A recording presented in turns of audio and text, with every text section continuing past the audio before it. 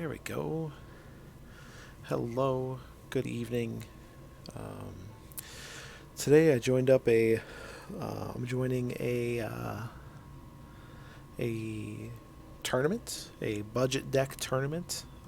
We have a $50 uh, deck kind of price limit um, based off of prices on Dreamborn.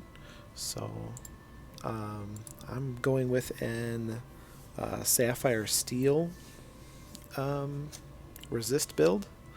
Uh, so we'll see. Um, I'm just trying to get connected with the guy I got paired with. His name's WinterTooth. He's another YouTuber. So does a lot of Minecraft and Lorcana right now. So we're just trying to get paired, and then we'll play and see how we do. So I'm just waiting for him to show up.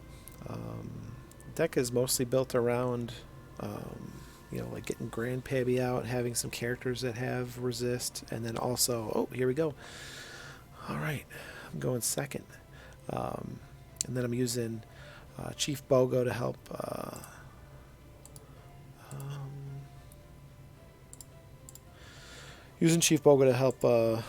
cause some damage. So we'll see. Okay, this is looking pretty good.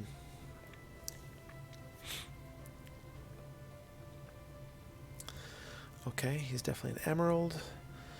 Alright, I'm not going to be playing the prince. Let's play that. We're going to want to draw Jafar for sure and pass the turn. He's ranked pretty good. Alright, he's inking a Duke. Playing out Aurora. Okay, Emerald Sapphire. Interesting. Alright. Oh, ooh, we got two of them. Think we're gonna... Well, we gotta ink something. We're gonna ink Jafar. We're gonna get our armor out there. He might outpace us pretty quickly. This is one of the challenges I have with this deck, is just that it takes a while to get anything going sometimes. My current plan is next turn I'll play out this Hercules. Turn 4 we'll get out Chief Bogo. Turn 5 we'll shift this Hercules. Then we'll start getting these Cogsworths out. Let's see how we're doing. He's ramping and questing. That's fine. We're going to ink this Cogsworth here. We do not need to put him in bodyguard, because I don't expect him to challenge us at all. But yeah.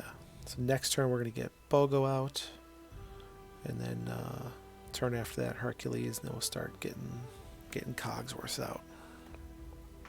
Unless he's got a bunch of removal, in which case we may not do anything.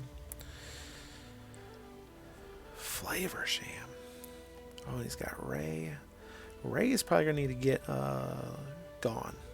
Gonna get let gone. Oof, he's building up a board here.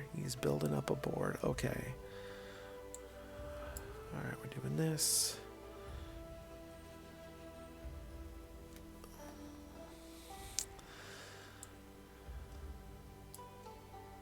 Play Bogo. Again, I think this deck might just be a little slow for some of what we need to do. I'm going to get rid of Flynn, because I don't know if he's playing the Shift Flynn. We'll find out.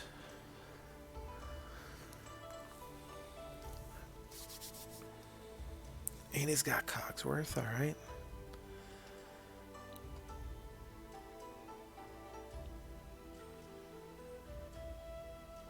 That's fine. I don't mind Cogsworth. We can deal with Cogsworth.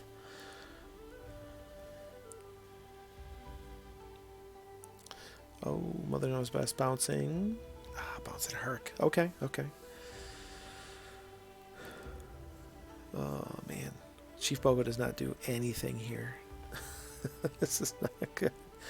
Okay. Well, it doesn't do much, I should say. We're going to do this.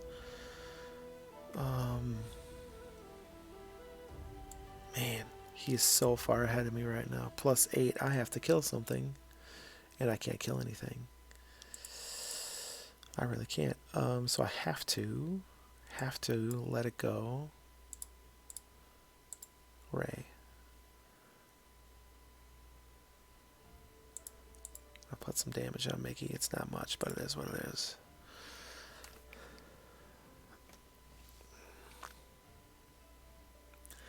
And he's got a Hatter out there. Yeah, he's going to win. He's definitely going to win. I got nothing here. This deck is really slow. That's my challenge with it. It's definitely a later game control type of deck, and I can't do anything to stop him. Pew, pew, pew, pew. Yeah. But he's going to win, so we're just going to concede this one. Alright, we'll try it again. Oh, gotta choose a deck. Gotta go back to the same deck.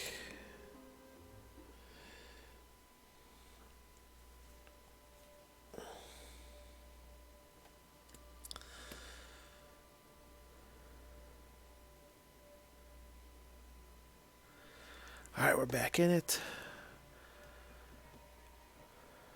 Okay, we got Jafar. I can get Jafar out. So that's good. And I got Develop Your Brain. I got Cogsworth. I don't think I want to. Let's do those. Alright, we got a Bogo to let it go. Okay.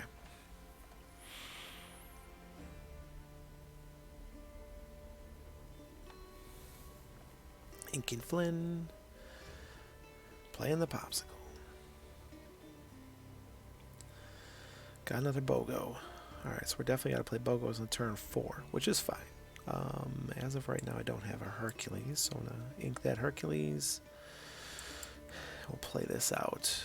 We're going to want to draw Aurora because she's going to be inkable. So next turn, we're going to play Jafar. Turn 3, we're shifting into this Jafar. Turn 4, Bogo. Turn 5, Cogsworth. Yeah.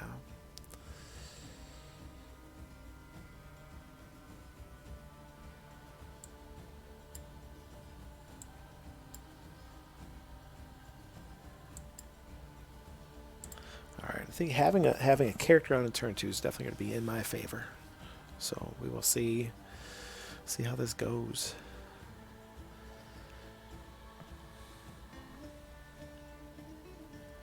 Playing another Popsicle. Numbskull. Hello, welcome. Alright.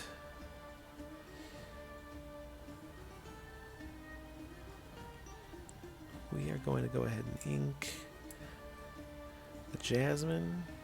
We're going to go ahead and shift. And then we're going to go ahead and we got to take out him. We're gonna discard a Chief Bogo. And that should let us draw a card. Absolutely we will. Great. We'll pass that.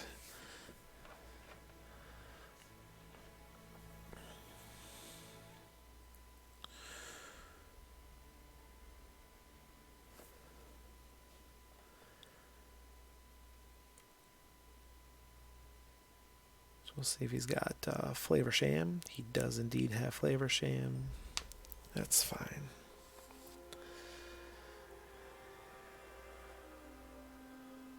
Quest him for 2 more.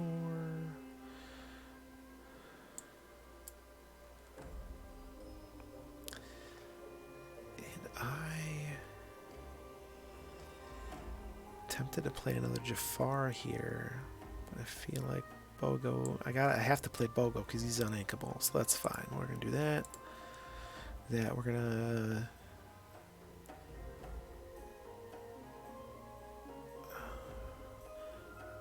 ink Jafar because I'm gonna play Cogsworth next turn. Great. And now I got a Cogsworth to ink. That should be good for me. Numbskulls, reading your comment now. I'm looking to get into Lorcana. I play Magic. I play Magic as well. Wife drafts Magic and plays with me now and again. Hoping she will enjoy this Disney one more. Anyway, you could try and explain how to play. Sure. So, Lorcana, there's basically 3 types of cards. You've got character cards, you've got action cards, and you've got item cards. So item cards are like this popsicle. Items you play, they stay out. Characters you play, they stay out. Actions, when you play them, they do what they do, and then they go away. Once per turn, you can put a card that has this kind of swirly symbol on it into your inkwell, and then you use your inkwell to play the cards that you have. I think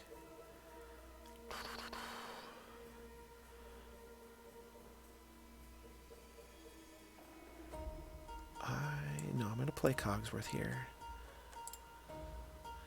Because Cogsworth's going to give out some ward, which is good. Ink is like mana. Yes. Yep. You put your least valuable card. It's yeah, I don't know if I'd call it least valuable, but definitely like the card you are least likely to play. Like right now, I'm not looking to play this Cogsworth because I only have him in this deck to shift. So shift is a mechanic. This Cogsworth normally costs 5. He has shift 3, which means I can yes, the one that affects it. Yes, exactly. You know, like I'm keeping this Let It Go because it's gonna help me get rid of characters I wouldn't otherwise be able to get rid of. But I may ink it if for some reason like I need to get a better board state going. We'll see. I should have done that backwards. If I had it, shoot, I can't believe I misplayed that. I needed to do a challenge with Chief Bogo first, and then challenge with Jafar, because if I challenged Jafar second, I would have gotten to draw a card. So I'm definitely an idiot for that. I'm going to ink that. Okay,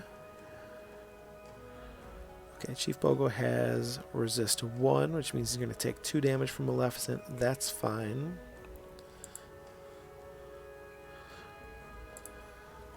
Drawing cards is a powerful thing. Yes, always a powerful thing. That is true.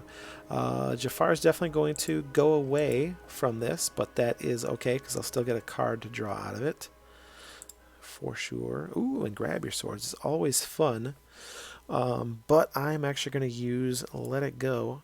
So some actions are songs. Let It Go is a song, so I can choose to sing it, which is what I'm doing here. And then I'm going to go ahead and play the Prince. I don't think he's got anything with Rush, so I can go ahead. Rush is like haste; you can challenge right away. Like this, the other Prince is this is the ready position, and the other 2 are tapped. Right, they're exerted. If you have a character that's out there that can challenge, they can only challenge characters that are exhausted or exerted, unless they have a special ability that lets them challenge ready characters. The colors he's playing, so you can only use 2 colors to build a deck. So I have Steel and Sapphire. He's got Emerald and Sapphire, but his 2 colors don't have anything that can challenge a ready character. Playing lots of stuff. Okay, I am likely to. Okay. All right, this is fun. I'm gonna play. Oh, I don't have what's his face out anymore. That's okay. Oh, I do have Bogo out. Great. We've got Bogo out, and then I think we're going to. How do you get lore? You get lore by questing. So each character has a lore value. So Cogsworth has 2, Bogo's got 2, this Prince, everybody I have has 2. Okay, I think we're going to do this. We're going to go ahead and sing it with Cogsworth. Right? Yeah, we're going to sing it. And because he just came out this turn. That's fine. And then we'll go ahead and quest. That's all good. I could ink this Let It Go. I'm going to hang on to it. I have a lot of... So Chief Bogo, his ability is when you play a Floodborn character, deal 1 damage to each opposing character. I have like 16 Floodborn characters in this deck, so I should have a pretty high chance of getting one out there. fates. You're going to bump up to 4. That is fine by me. And then we're going to go ahead. We're just going to play him. And then we're going to go ahead and sing. Sorry, we're going to sing this to get rid of Ray.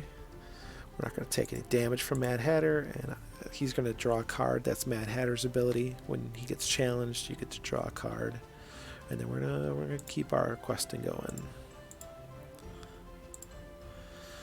All right, we're doing much better this game than last game. He's still in a really good spot by and large because he's got 12 lore already. I've only got 8. How do you quest? You exert your character to quest. All right, he played out a lot of characters that turn. Oh, this is we'll play Tiana. We have plus 11. I think we just quest with everybody here. He's got plus 4. This forces him to challenge my people. The prince has resist like 3. So none of his characters right now can challenge into it. He's got plus 4, really plus 5 because of Eye of the Fates. But I think we're in great shape here. I think we should win this one. Unless he's got something crazy, he should be conceding right now.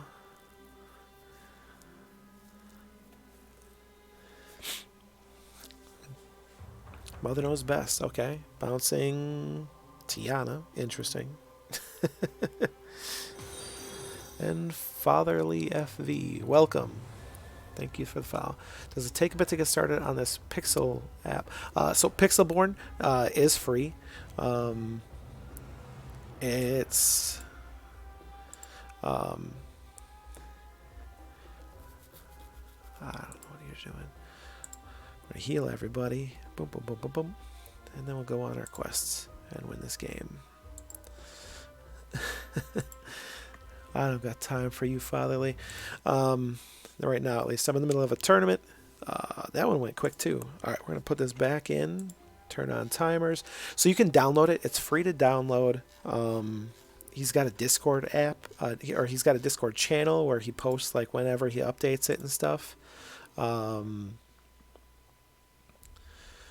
It's all developed by one guy. Like, it's a totally free app. It's, yeah.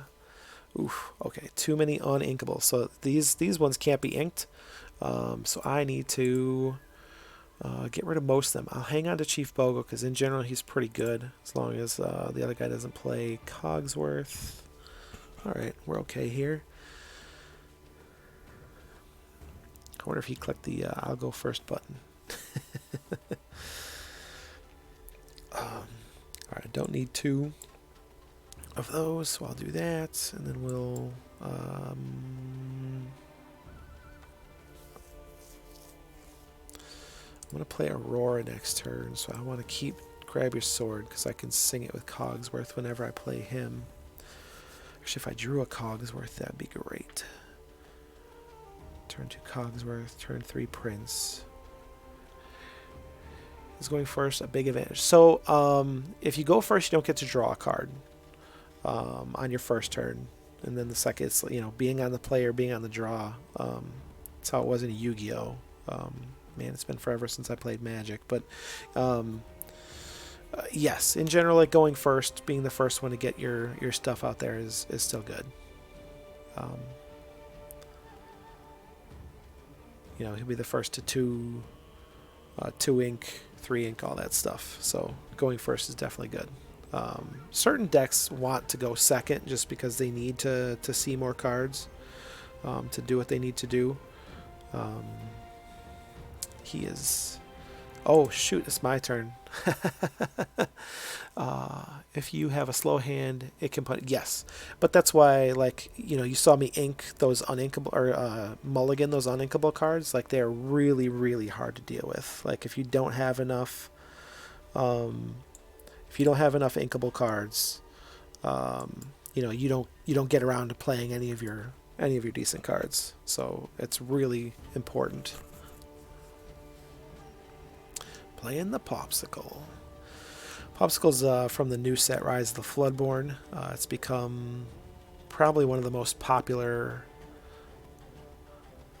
Yes, have to be able to play your cards. It's like, yeah, it's getting, if having too many uninkable cards is the same thing as like not drawing any lands in Magic. Um, for sure. The nice thing I like about this game is you could build a deck that is only inkable cards, and then you always have something you can put in the ink pile. It's very helpful. Go ahead and play the Prince. I don't need to put him in bodyguard this turn. I'm going to pass. And then next turn, I'm going to get out Chief Bogo.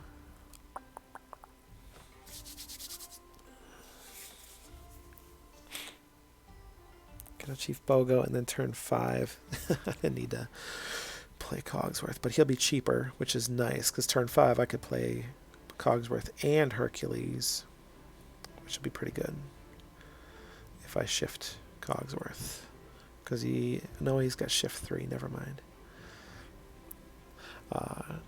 Hiram Flavorsham is probably the most popular like new addition to, okay, this is good,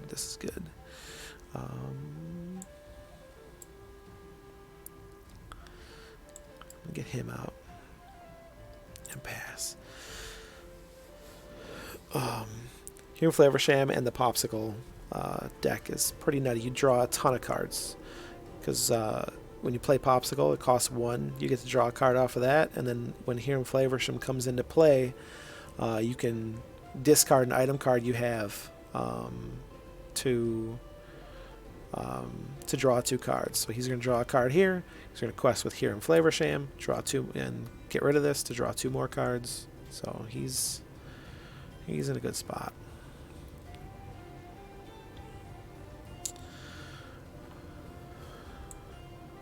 Alright, we're going to shift. Are we going to shift? I don't need...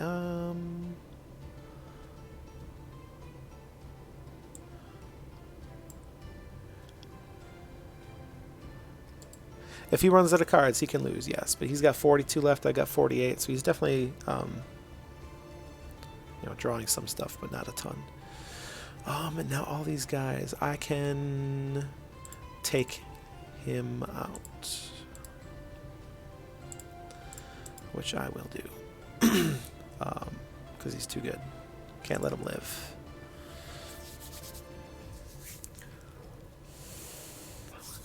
All right. There's actually a mill deck that you can build. There's a card called A Whole New World, which lets you discard. Both players discard their hands, and then each player draws 7 more cards. So you play that a bunch of times. There's cards that let you get action cards out of your discard pile back into your hand, so you can play that card a bunch of times. So yes, there's a mill deck. It's actually one of my favorite decks to play. It's really ridiculously fun. Alright, this is going to be good. I'm going to ink this. We're going to play Hercules, which will do a damage to everybody. Or just play a deck with more cards than usual. Yes, you could. You could, but most games don't go... they don't go long enough to where that matters. Like for sure. There's just... because it only takes 20 lore and you can quest pretty quickly, like it takes a lot to deck yourself out, basically. Okay, he's got some good stuff out now. Quest, I'll take her out with this. That'll get a damage down on everybody. And then we'll go ahead and just quest away with our team.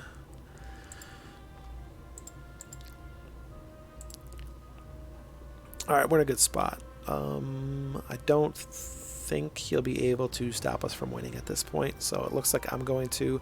How does challenge work? So, he doesn't have anybody exerted. Like, my characters are exerted, so either one of these characters could challenge one of mine. So, you have strength is the one on the left, and willpower is the one on the right, underneath the 1 damage symbol.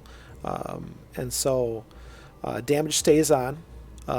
It's like damage is a permanent type thing. Okay, I got my Hercules back.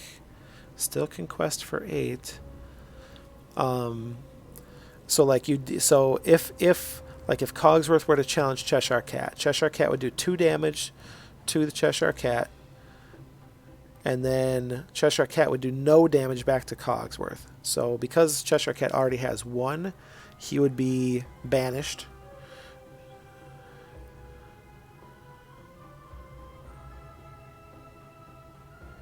I'm going to do this because it's fun. Bing.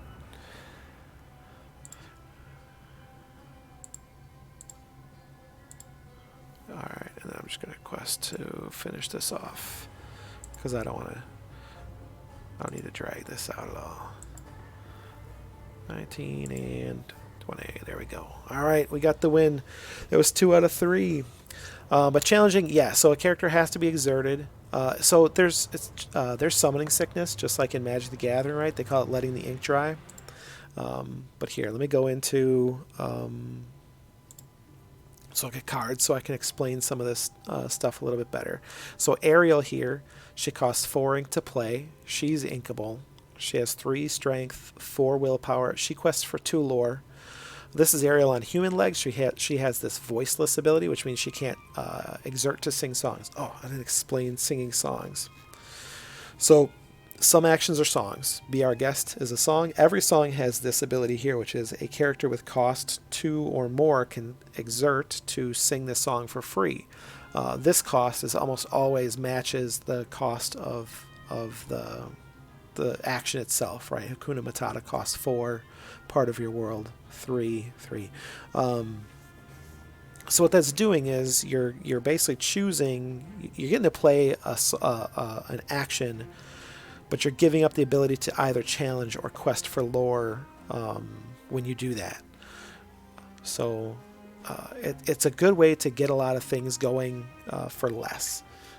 For less cost, right? A way to kind of cheat out some costs of things. The colors, by the way, only really matter in deck building. The deck building restriction is you build a deck with 2 ink colors, and so that's how those work. So you can build, like the first set had amber and amethyst as one of the colors, and then there's emerald. There's ruby, there's sapphire, and then there's steel. So each ink color does different things, right? So steel is the color that does direct damage, right? So you've got abilities like Hans here. Whenever he quests, deal a damage to chosen character. Tinkerbell.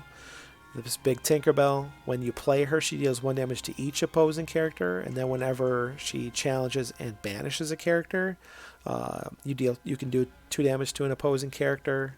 Fire the Cannons does damage, Grab Your Swords does damage, Smash does damage. So this is definitely the ink color of direct damage, is steel.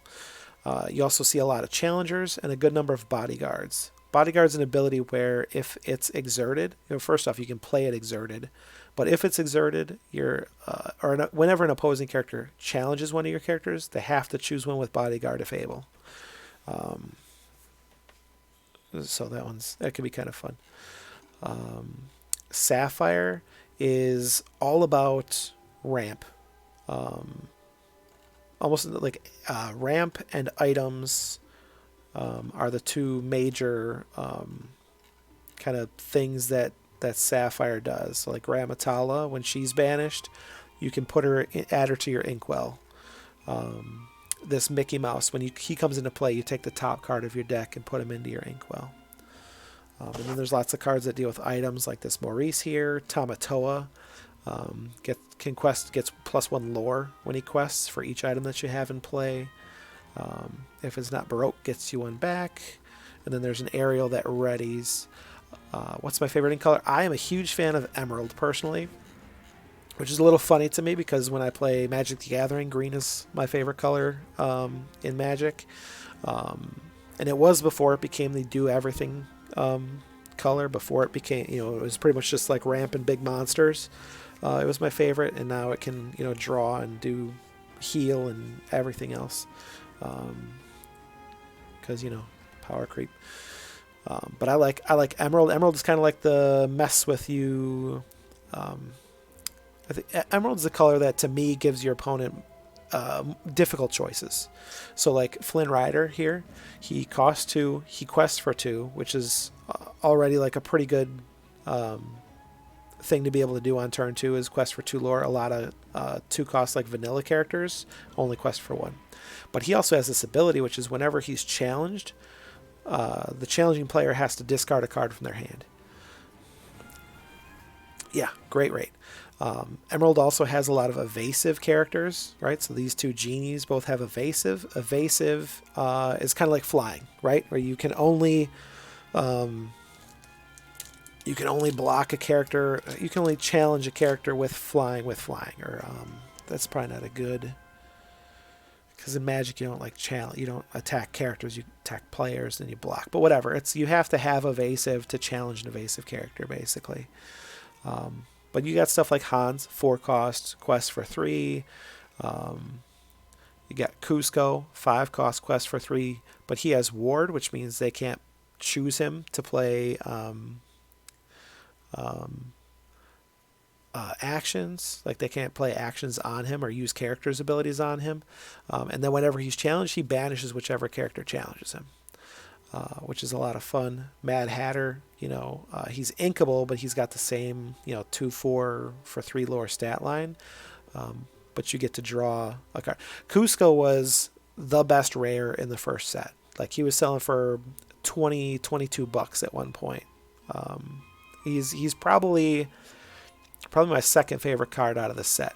I like the giant Tinkerbell way down here. The Tinkerbell Giant Fairy. She's probably my favorite card to play out of the first set. When she, nobody likes to see her. She comes down. She always does something. She does damage when she comes into play. She can take out 2 characters with 1 challenge a lot of times with her other ability. She usually sticks around after a challenge. She's pretty tough. And so I like this Tinkerbell quite a bit. The first deck I ever made was Emerald Steel. I still have it. I still play it. It's probably my favorite deck to play. I got a message from my opponent from the tournament. He says, "Great games. I was especially impressed with how you played around my stuff and held on to those let it goes for timely removal. In game 2 and 3, I knew several turns ahead that I had lost." Oh man. I'm telling him thank you. I was really worried after the first game that I was going to get smoked. But yeah, so I make a lot of most of my stuff that I do is based around budget, making budget decks, playing budget decks. You'll see in my decks here.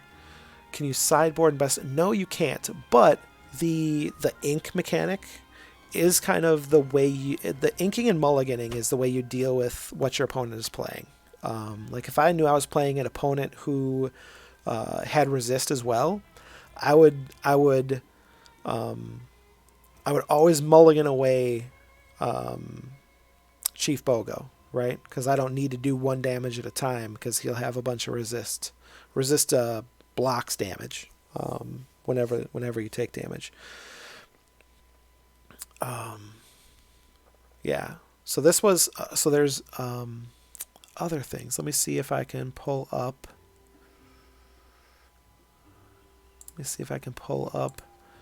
Dreamborn here for you and show you kind of how we went about decks. Let me see if I have this set up so you can see my screen. Give me 1 second. Yes, here we go. Okay, so Dreamborn is a website. It's got a deck builder, so it shows all the cards, and so you can build decks on here. You can track your collection, right? So you can put in how many you have of which cards, and it'll total everything up for you. You can look at, oh, what do I have? Which cards don't I have from the set?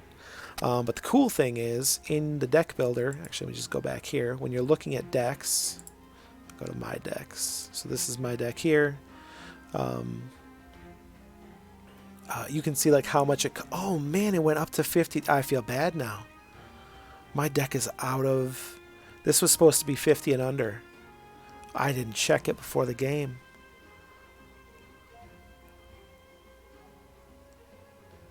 Is this still current?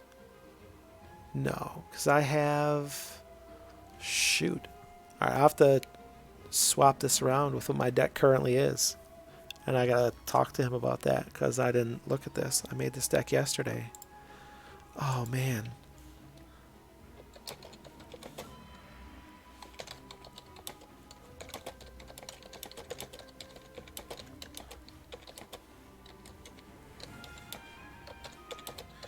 It was $49 yesterday.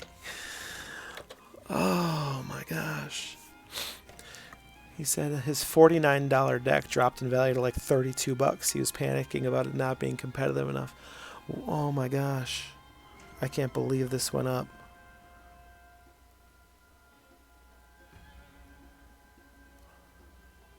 Son of a gun.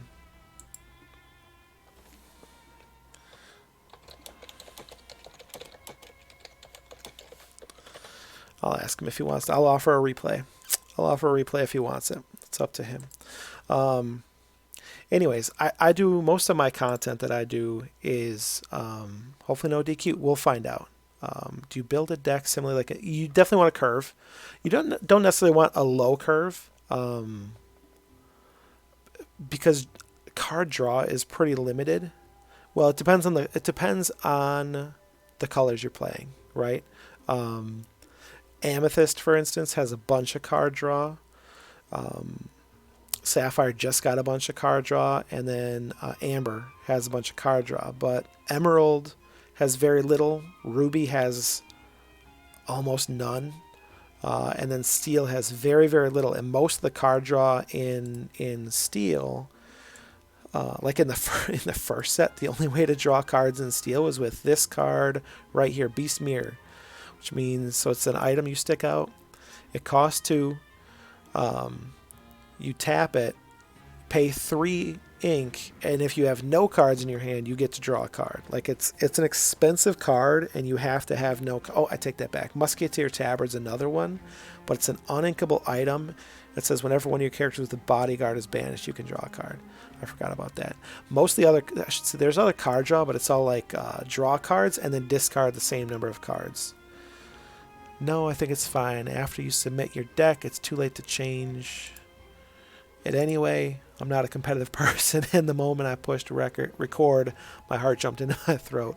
Relieved it's over, actually. Okay.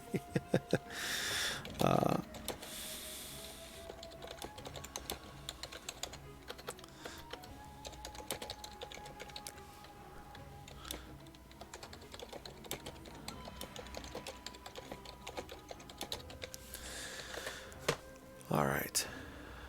Cool. But yeah, so it's we'll see. We'll talk to the guy who organized the tournament and make sure that he's cool with it. But like in general, if your opponent's cool with it, in general, I'm hoping it's good. But anyways, back to the curve conversation. If you have a deck that can draw a lot,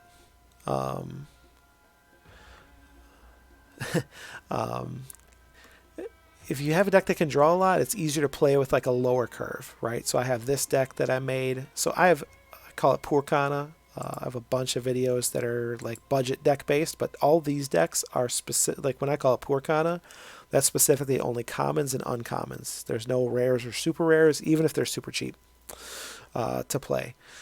And so I've made these decks, and then I just go into ranked and just see how they do against other competitive decks, right? So you end up playing against a bunch of decks that are, you know, Amber Steel top tier decks or Ruby Amethyst, and you know, sometimes you do good and sometimes you don't.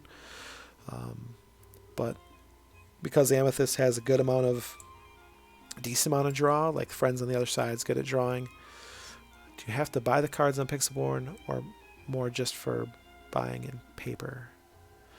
Pixelborn, all the cards are included, so you can build anything, right? I like the fact that, like, Pixelborn, I can test any deck, and that helps me determine, like, okay, what do I want to invest my money in as far as cards go? Because, like, you know, maybe there's a card that's like really, really good, and I think I want it for my deck, but I can play test it in Pixelborn, find out if it's actually going to do what I want it to do and synergize with my deck and stuff.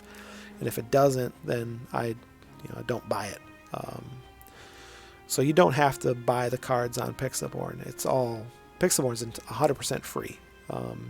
The guy's got a Patreon for a deck in real. Yeah, you obviously, if you're playing a deck in real life, you got to have cards, right? Definitely in, like, formal tournaments. There's a lot of casual like places to play where they're okay with like proxies or whatever. But you know, if you're doing a tournament in real life, you got to have real cards. So like I play in League. I try to play in League every week. I was playing in League. The store I play at is in a mall, and so they're taking a break for the Christmas holidays. So I'm not going to get to play in League again, at least not in that one, until, like, you know, first week of January or whatever. You know, but that's fine. You know, they gotta. It's a lot of people coming through the mall this time of year, so I totally understand. But yeah, so like let me go back here to Dreamborn. So yeah, like you can. The thing that's cool about Dreamborn is you can find decks, right? And you can see like what percentage of the cards you own, right? Like this Mulan and Aurora, I have 93% of it. And you can actually sort decks by how much of it you own. And the dollar amount you see here is like how much you'd have to pay to finish the deck, right? So like I could have the rest of this deck for 40 cents. You know, so it's kind of cool. You can sort them by color on here. You can see just your decks. I clearly have a lot of decks. Wow, that's a lot of decks. So mostly, like I even put my, can you draft Lorcana? Yes, you can draft Lorcana. The format, the way I've seen drafts run most often is 4 packs. Sometimes all one set. Sometimes a split between the two. Right now there's only 2 sets that are out. But you get 4 packs. You pick a card and pass it, and you make a card with 40 decks. There are 40 cards. Make a deck with 40 cards, and there's no color limitation, right? So I don't know if you've picked up any Lorcana yet, but like a pack has 6 commons. You'll get 1 common of each color. 3 uncommons, and uncommons are split into like you'll either get 3 of one color or not 3 of one color. You'll either get like 1 of each of 3 colors or 1 of the other 3, like 1 of each of the other 3 colors. It's split, and I never remember like what which colors are together in the uncommon slot. And then there's 2 rares. Or better. So there's rare. I should show you that. Cards. So you have this gray dot is common. This white book looking thing is uncommon. The red triangle is rare. This diamond is super rare, and then the gold is a legendary. Just bought some of a Whatnot seller earlier, some starter decks, then bought a couple packs and got a Legendary Hades. Legendary Hades is very good. He's one of the few cards that is maintaining his value as product becomes more and more available. I had like on my collection here, right? Like my collection is like $1,500. Like a week ago, it was like $2,000, over 2,000. Like the prices plummeted big time when because a bunch of product just hit retail, and so like the prices of everything are dropping. I expect certain things will go up and down again as as the meta gets figured out with the new set. Um, but for right now, it is what it is. It's still worth a lot more than what I've put into this game. So I'm not complaining at all. Um, but it's interesting to kind of watch how that all works. But yeah, Hades is very good. He's still holding strong up here, and he gets played a lot. He's got a very powerful ability. So I kept holding on to Let It Go, right? Because it's like really the only removal in blue other than Hades, which has the same ability attached to the body. I still think if it's anything like MTG now, is a good time. I would agree. Ravensburger has like a 10-year plan for this game, and there's a lot of people who hate on Ravensburger for their lack of product thus far or whatever, but to me, I'm actually very impressed with how quickly they've been able to fix that. I'll be very interested to see like how they handle in the collector's eyes. It's very good, very good. We'll see. I think they're printing a lot of products, a whole lot of products. So it'll be very interesting to see as Chapter 1. Their goal is to get enough product out there where you can walk into your local game store or Target or Walmart or whatever and just find packs of whatever you want on the shelf all the time. And I think that when that happens, we won't see $10, $15, $20 packs in game stores, or whatnot. It'll probably dry up for Lorcana. It'll be all graded cards and stuff like it is for Pokemon. Enjoy playing Villainous, so I think she'll be excited. I play this game with my kids. One of the main reasons I got into this game at all was because I thought my kids would enjoy it. It looked simple enough where they'd be able to pick it up, and they're 7 and 10. And they like it. My son, I think, likes it. My 7-year-old son likes it a bit more than my 10-year-old daughter. But they like coming to League and playing and getting a pack. And I think, every kid likes opening packs and getting shiny cards out of it, right? But yeah, that's why I got into it. Son's only 2. Yeah, two's definitely too young to to play with, for sure. But yeah, my wife has never been into games much. Definitely not like TCGs or whatever. So she's not into it. But I think if I could get her into a game, I think I could get her into this one. But I think she sees how much I spend on it. I don't think she wants to get into that at all. Opening packs is very addicting. That is definitely true. Definitely true.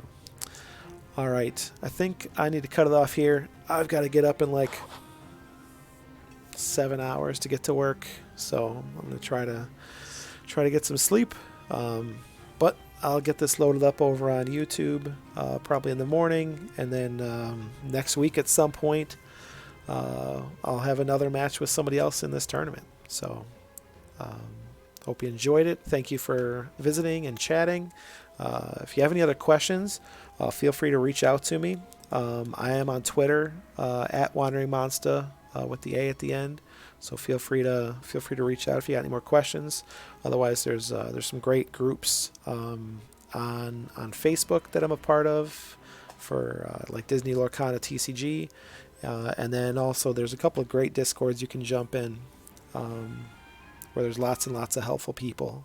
it's one of the things I like the most about this game is that the community is by and large very open and willing to help people out, to give advice, to explain stuff to new players and stuff like that. And then definitely if you have a chance, if you got starter decks, you said you got starter decks, find your local league and go play.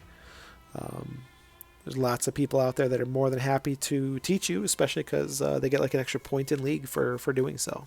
So I would check that out if you can.